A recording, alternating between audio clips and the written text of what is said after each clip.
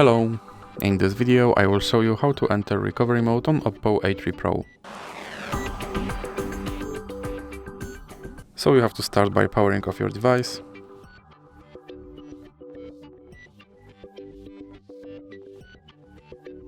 And now when your device is completely powered off, you have to press power button and volume down button at the same time.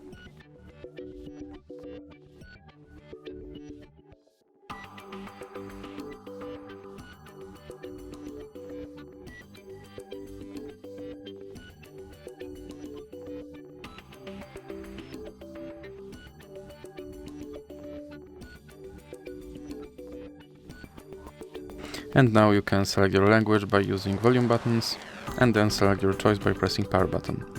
And now you are in recovery mode, and here you have to navigate with volume buttons, and you have to select with power button. So that's it for this video. If you liked it, please remember to like and subscribe.